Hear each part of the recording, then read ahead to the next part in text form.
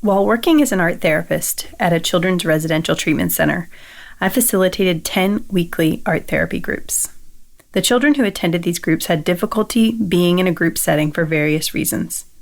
In most cases, the difficulties that children had were a result of complex trauma and chronically stressful environments. Most of the children I worked with struggled with hypervigilance to their environment and to the behaviors of others, anxiety about sharing, difficulty focusing, and managing frustration. It was my task to design an art therapy space in a group format that could help these children to relax and be successful. Being successful in art therapy group often meant different things for each child. It was possible within a single group to have one child who was committed to using the art therapy process to gain a sense of mastery over their life experience, and another whose work was focused on managing anxiety over sharing space and supplies with other children. In order to accommodate the differing levels and abilities of the clients in these groups, it was critical to create multiple points of access for learning and engagement within the art activities, group structure, and studio environment. I began with designing and outfitting the studio space in a manner that conveyed information about the space without using words. I chose a soft purple color for the walls of the art room that was a contrast to the dirty off-white walls of the rest of the residential facility. The color was named Quiet Refuge, and I hoped painting our studio that color would set it apart as a different kind of space, a refuge from the routine and regiment of the rest of the facility.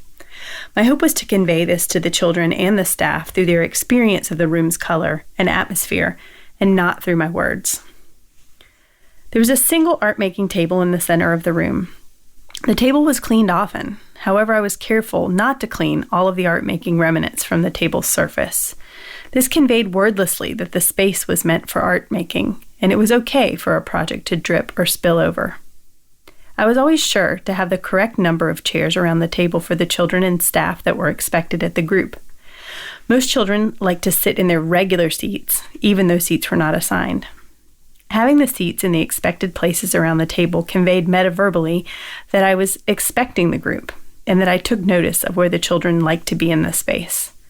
It was also important that the room was not cluttered with extra furniture, and there was always access to the door. I also conveyed information about the use of our art studio space in the way that I chose to put away or display the supplies. I always arranged the supplies for the project we were currently doing visibly on the side table, like an enticing buffet.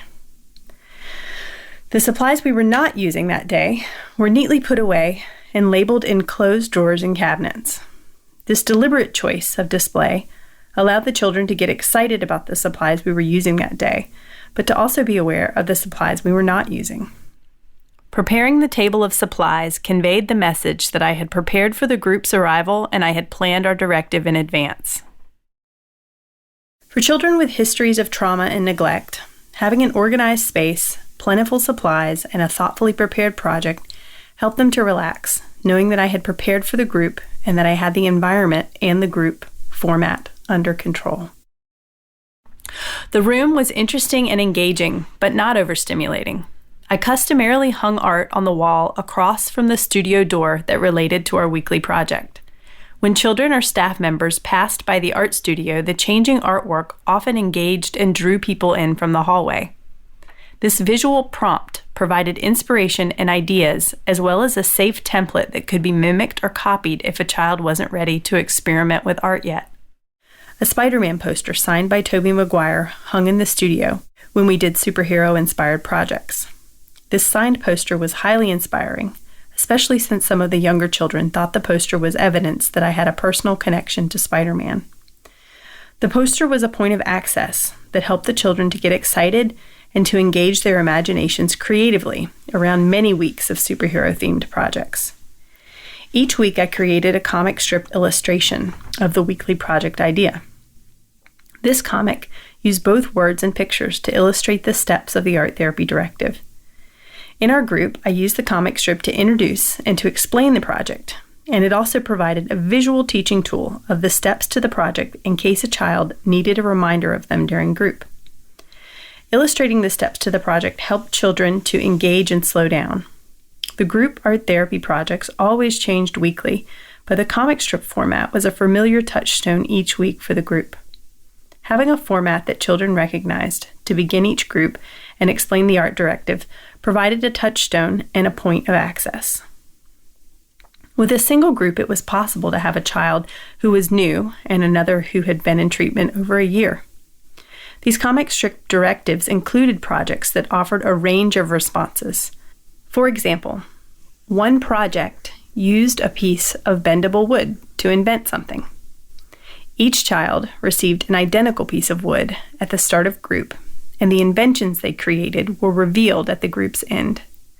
Children who were feeling less imaginative could choose to make a bracelet with the wood piece, as this was the most obvious and simple invention.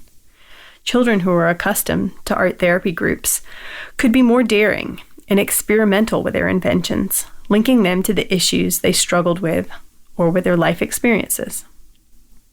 An example of this deeper level of engagement with the project was a working conveyor belt constructed with found objects and designed to keep intrusive bad thoughts moving out of the child's head and into an incinerator. In these groups that contained children at very different points of their treatment and with differing abilities, it was necessary to create an environment, a group structure, and art therapy directives with multiple points of access. This vignette has provided a possible art therapy translation of the curating principle, multiple points of access. I highlighted some ways I constructed the art therapy studio space to metaverbally communicate that it was a space for imagination, relaxation, creativity, and structure. The vignette also provided an example of a comic strip directive format that I designed to provide multiple points of access to the project that were both verbal and visual. This directive example provided room for a range of responses to accommodate varying abilities and levels of engagement in treatment. In addition, this vignette also illustrated how I used color, organization, visual prompts, and the flow of the room to communicate about the art studio space.